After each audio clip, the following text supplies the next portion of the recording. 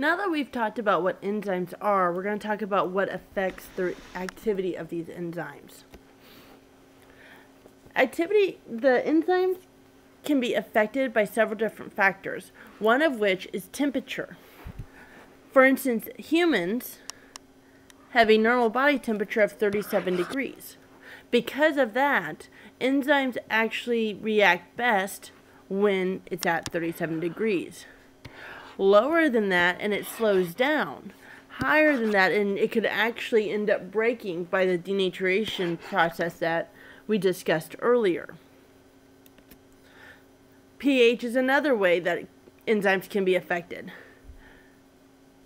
If an enzyme has a pH range that's specifically optimal at, let's say, the pH of blood, 7.4, that's when the enzyme's going to react best. However, if you go in either direction, the enzyme is actually going to start to break down and it will no longer be effective. Remember, enzymes are proteins, so the same factors that affect denaturation of proteins will affect the activity of enzymes for similar reasons.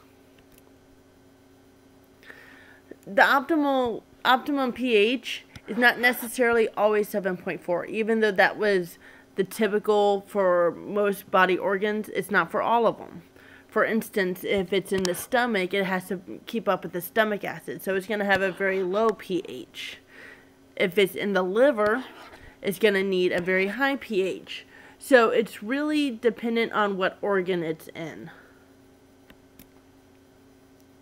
The concentration of the substrate itself, remember that's the reactant, that's the thing that's going into the enzyme and the reactions occurring and then the products are formed. So the substrates are what's being changed. If we change that concentration, the rate of the reaction will change. For instance, if we have more of the substrate, it's going to react more often because there'll be more of them to go around. However, there will be a point where all the enzymes are being used.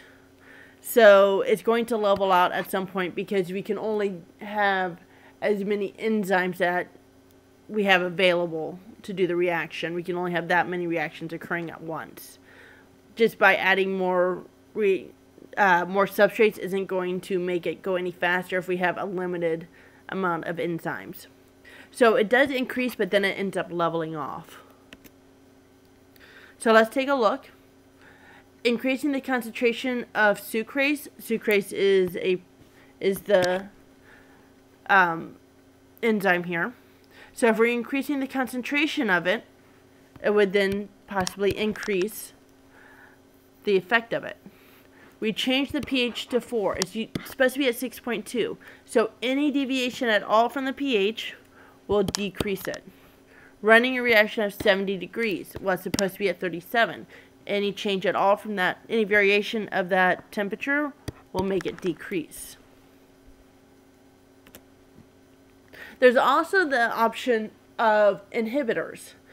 Inhibitors make it so the enzyme gets stuck some way or another. Either it gets to the point where it changes the shape of the enzyme, or it kind of, think of it as like a clog in the enzyme. A competitive enzyme has a very similar shape as the substrate. So it's going to fit into that hole, that active site, just as the substrate would. So if the inhibitor is there, that means the substrate can't go in there, and so it's inhibiting it, hence the word, from actually reacting. It's stopping the reaction from occurring. However, if you increase the substrate concentration, you're increasing the possibility of it getting into the active site rather than the inhibitor. So you're increasing the odds of it finding the enzyme.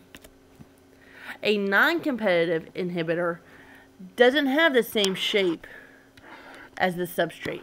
However, if it finds another spot, it could actually change the shape of the entire enzyme. For instance, here, it went from a large hole to a small hole. And that means that the substrate can't fit in there. So a non-competitive inhibitor doesn't clog it, but it reshapes it. If you add more substrate, it doesn't really help anything, because now the shape has changed.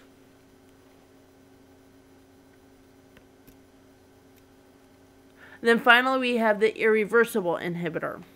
That actually starts to break down the compound. It's a toxic substance that destroys the enzymes. So these are things like antibiotics or insecticides, things along those lines, where in most cases we want it to happen. It essentially just starts breaking down the bonds in the amino acids.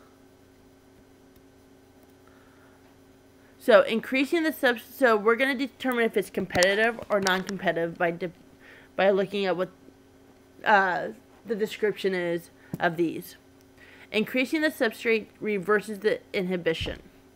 Well, if we increase the substrate of the non-competitive, it doesn't really do us any good. But if we increase the substrate of the competitive, it'll actually reverse the inhibition. Binds the enzyme surface, not the active site. That's the non-competitive. Structure is similar to the substrate. That would be the competitive, because it competes for the exact same spot. Inhibition is not reversed by adding more substrate. That would be the non-competitive.